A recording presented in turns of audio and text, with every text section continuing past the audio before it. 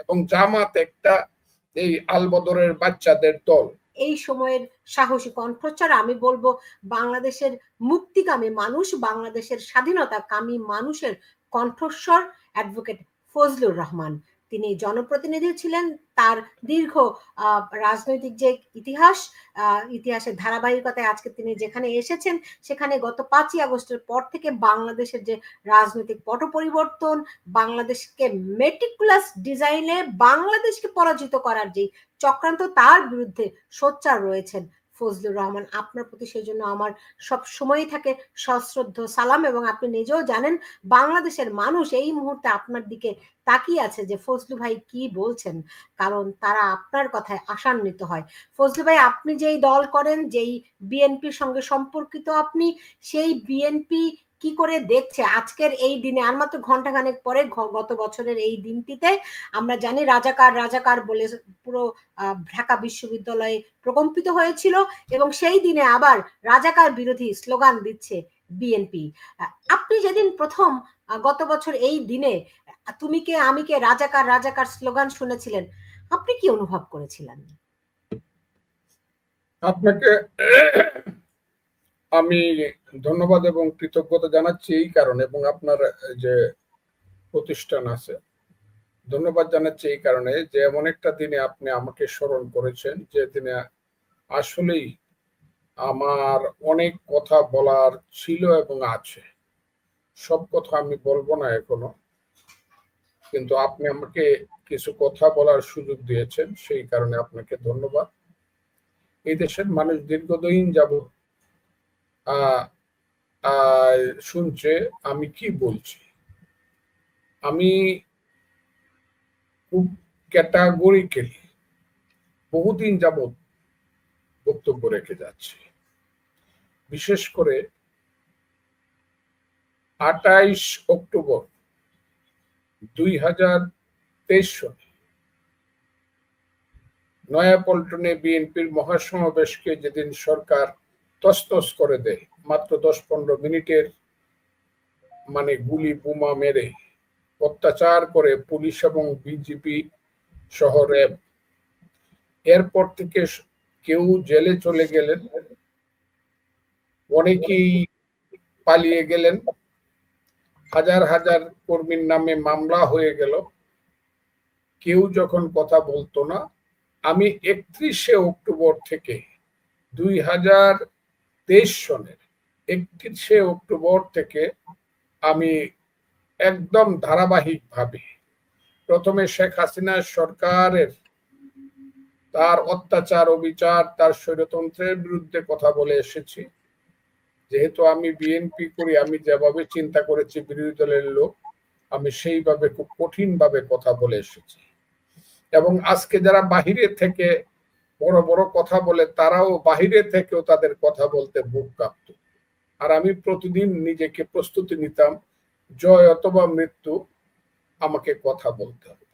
আজকের এই প্রেক্ষাপটে দাঁড়িয়ে ওই জায়গাটা আমার কাছে ভীষণভাবে মনে হয় যে সেই জায়গাটা কেমন ছিল, মনে হলে পরে আজকে আর এই ব্যাপারটা বললাম না। কিন্তু আজকে এই যে 1 ঘন্টা পরে, 1 ঘন্টা না আধা ঘন্টা পরেই আসবে সেই 15ই জুলাই, 24 সনের 15ই জুলাই একটা স্লোগান আসলো হঠাৎ করে এখানে, তুমি কে আমি কে, রাজাকার রাজাকার।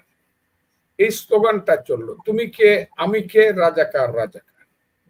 জিনিসটা শুনেই আমার ধাক্কা লাগলো, মনে ধাক্কা লাগলো, আমার চেতনায় ধাক্কা লাগলো। কয় কি তুমি কে আমি কে, রাজাকার রাজাকার। এই স্লোগানটা ঢাকা বিশ্ববিদ্যালয় সহ ওই অঞ্চলে হল। আমি স্লোগানটা শুনে স্তম্ভিত, এবং সেই স্লোগানটা শুনে যারা মুক্তিযুদ্ধের পক্ষের লোক তারা সবাই কঠিন ভাবে এই স্লোগানের বিরোধিতা করলো এবং ছাত্রদেরকে ভৎসনা করতে শুরু করলো। তখন দেখা গেল স্লোগানটাকে হালকা করার জন্য এবং এটাকে এই স্লোগানটাকে লিগ্যালিটি দেওয়ার জন্য বলা হলো, তুমি কে আমি কে, রাজাকার রাজাকার। এরপরের কথাটা হলো কে বলেছে স্বৈরাচার স্বৈরাচার। এইটা দিয়েও তারা পারছিল না এই ধরনের একটা ফিল আপ দ্য ব্ল্যাঙ্কস বলে আমাদের দেশ, শূন্যস্থান পূর্ণ করতে পারছিল না। সেই শূন্যস্থানটা দুর্ভাগ্যজনকভাবে আমি পূরণ করে দিয়েছিলাম আমার বক্তব্যের মাধ্যমে, আমার ইউটিউবের মাধ্যমে। আজকে আমার মনে হয় আমি আন্দোলনটা করে ফেলেছি, আমি আন্দোলনে অনেক কিছু করেছি তা না, কিন্তু ফ্রান্সের যে বিপ্লব হয়েছিল সেখানে রুশু ভলটেয়ার না থাকলে, যেমন ফ্রান্সের সমাজ বিপ্লব রাজনৈতিক বিপ্লব হতো না। এই দেশে কিছু মানুষের চেতনার স্তরে মানুষকে উজ্জীবিত না করলে এই 5ই আগস্টের আন্দোলন এত দ্রুত জয়লাভ করতে পারত না। এখন আমার মনে হয় যে আমি সেই দিন কি প্রতারিত হয়েছিলাম, সেই দিন কি আমি সমস্ত ব্যাপারটাকে ভুল বুঝেছিলাম, আমার সঙ্গে কি তাহলে এটাকে মুনাফিকি করা হয়েছে? আমি কি নিজের কানে যে শুনেছিলাম তীরহারাই ঢেউয়ের সাগর পাড়ি দেব রে, আমি যে নিজের কানে শুনেছিলাম এবারের সংগ্রাম আমাদের মুক্তির সংগ্রাম, এবারের সংগ্রাম স্বাধীনতার সংগ্রাম, আমার মুক্তিযুদ্ধের কঠিন সেই গান একটি ফুলকে বাঁচাবো বলে যুদ্ধ করি, এই যে স্লোগানগুলো হয়েছিল, এবং আমার সামনে ঢাকা বিশ্ববিদ্যালয়ের মেয়েরা পুলিশের সামনে দাঁড়িয়ে দাঁড়িয়ে দিনে রাতে নিজের জীবন উৎসর্গ করার জন্য যে মেয়েরা এসে বলেছিল বাবাকে বলে এসেছি আমি মৃত্যু পর্যন্ত আমি ঢাকা বিশ্ববিদ্যালয় থেকে আসবো না, যদি মারা যাই তখন আমার লাশটা নিয়ে আসবে। এই যে অধীনকার যে ব্যাপারগুলো যার সঙ্গে আমি যুক্ত ছিলাম, আজকে 5ই আগস্টের পরে যখন আমার মনে হয়েছে এখন এই মুহূর্তে দাঁড়িয়ে 2025 সনের আজকে হলো 14ই জুলাই রাত 11:30, সেই প্রেক্ষাপটে দাঁড়িয়ে আমার মনে হচ্ছে আমাকে কেউ কি রাজনীতি কি আমাকে প্রতারণা করেছিল? আমার জীবনের অভিজ্ঞতায় কি এমন কোন কালো দাগ আছে যে দাগ আমাকে ভবিষ্যৎ দেখতে দেয়নি? আমি খুব আজকে অবাক হই। কেন 5ই আগস্টের পরে কিছুদিন মোটামুটি ইউনূস সাহেব আসলো, আজকে আবার দেখলাম ইউনূস সাহেব কি এই আন্দোলনের কি স্থপতি না বা দেশের কি কি কি কি করার জন্য হাইকোর্টে গেছে, হাইকোর্ট আবার রুল দিছে। হায়রে দেশ, হায়রে দেশ, হায়রে দেশ। ইউনূস সাহেবের নাকি ইউনূস সাহেব তো দেশটাকে জাহান্নামে নিচ্ছে। উনি তো ঝগড়া লাগায় দিয়া বাঘে সিংহে যখন যুদ্ধ লাগছে তখন শিয়ালে গর্তের থেকে যেমন হাততালি দিয়া কইছে মামার জয়, মামার জয়। কারণ বাঘ সিংহরেও মামা ডাকে, শিয়াল সিংহরেও মামা ডাকে, বাঘেরও মামা ডাকে। কাজে মামার জয় করলে যেই জয় লাভ করে তার মামাই তো জয় লাভ করে। ইউনূস সাহেব তো এই রোলটা নিয়েছে। দেশে যখন এখন আগুন লেগেছে, তার দিনের বন্ধুরা এবং রাতের বন্ধুরা যখন যুদ্ধ লেগেছে তখন উনি হাততালি দিয়ে বলছে মামার জয়, মামার জয়। কার জয় হয়? যার জয় হয় তখন তিনি বলবেন আমি তো হাততালি দিয়ে আগেই বলছিলাম মামার জয়, আপনি তো আমার মামা। সেই ইউনূস সাহেবকে আবার কি কি স্থপতি টপতি ঘোষণা করতে হবে? হায়রে দেশ। এটা আবার হাইকোর্ট আবার রুল দেয়।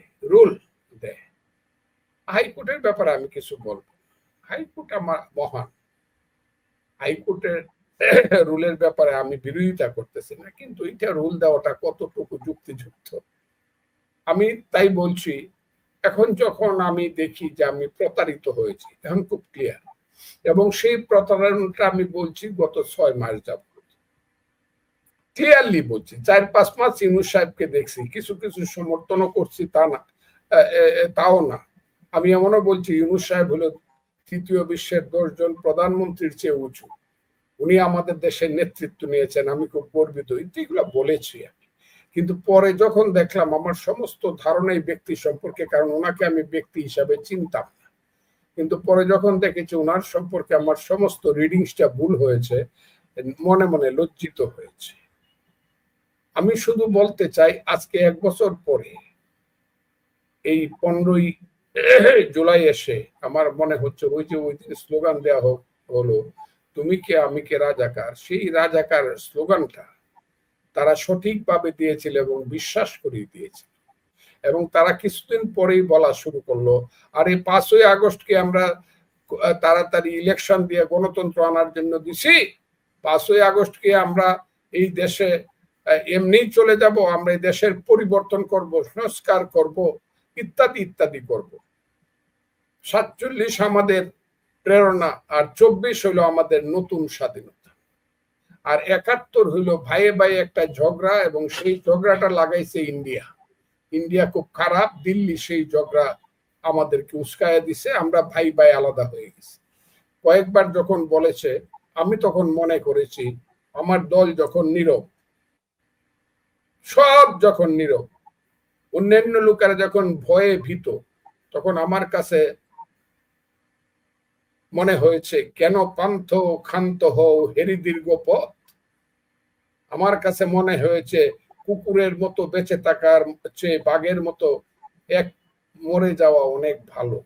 কাজে আমি সেদিন হাত তুলে বলেছিলাম, এই রাজাকারের বাচ্চারা, আল বদরের বাচ্চারা, এখনো কিন্তু মুক্তিযোদ্ধারা জীবিত আছে, আমরা কিন্তু জীবিত আছি, খুব সাবধান রাজাকারের বাচ্চারা। এবং পর্যায়ক্রমিকভাবে প্রতিদিন প্রতি মুহূর্তে রাজাকার বিরোধী বক্তব্য আমি দিয়েছি। সেই কারণে অনেকের কাছে আমি ভুল বুঝাবুঝির শিকার হয়েছি।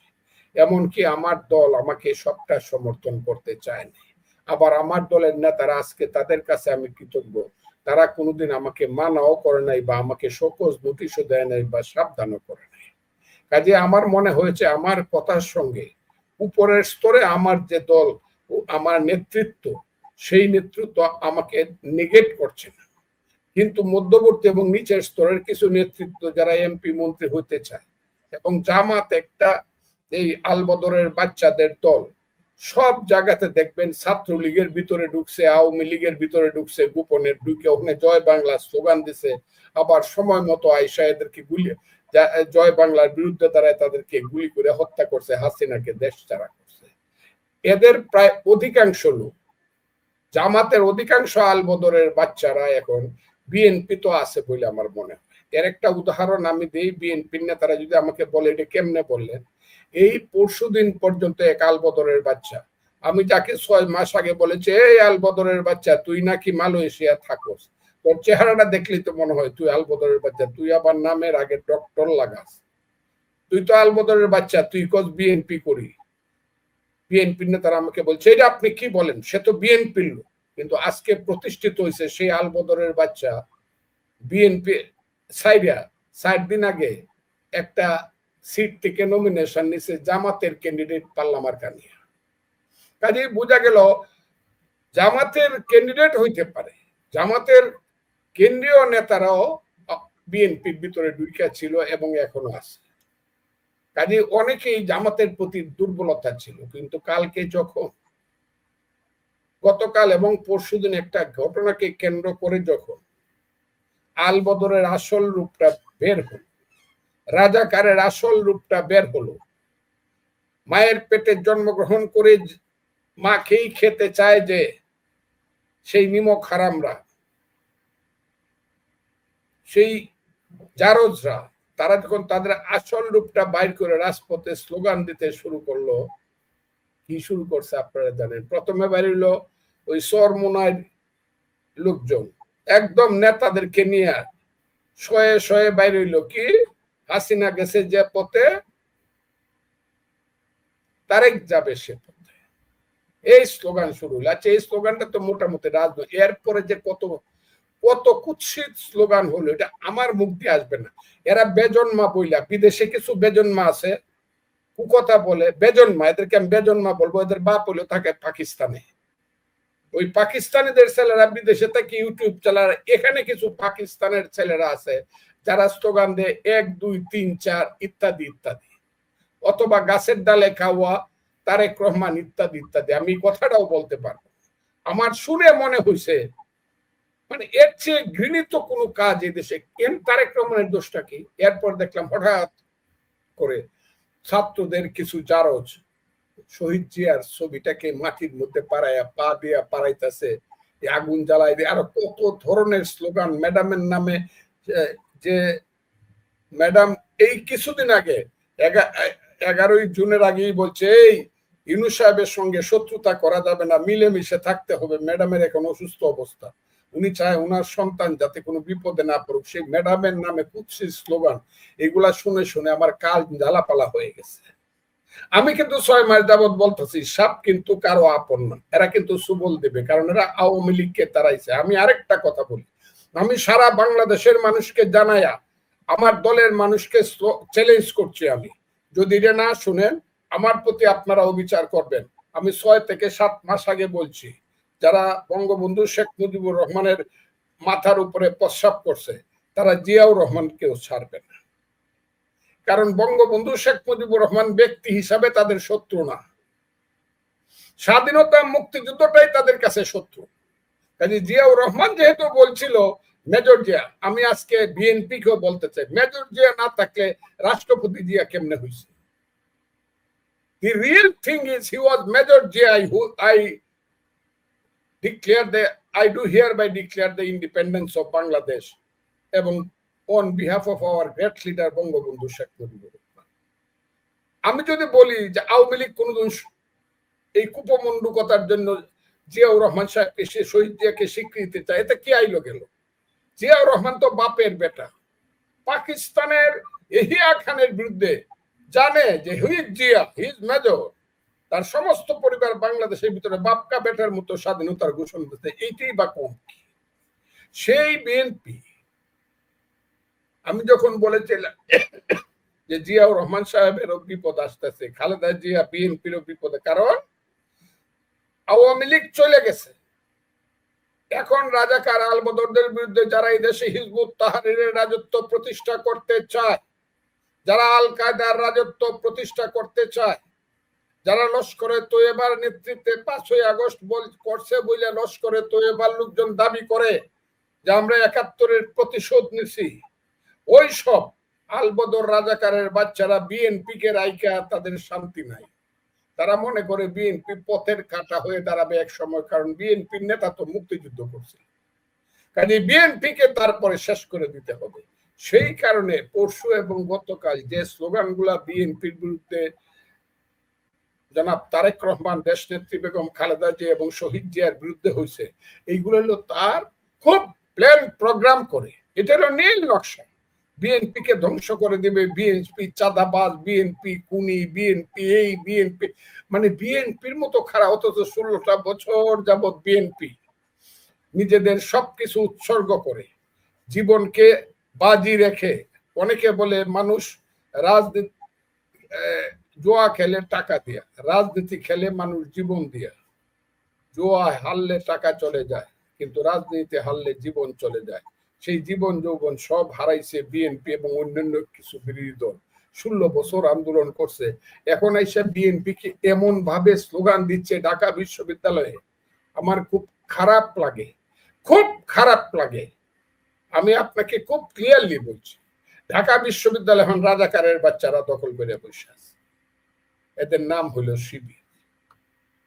এরাই কালকে প্রথম স্লোগান দিয়ে, পরশুদিন প্রথম স্লোগান দিয়ে, এরাই আজকে বলে যে আমরা বিএনপি অফিস গিয়ে নয়াপল্টনে দখল করে ফেলি।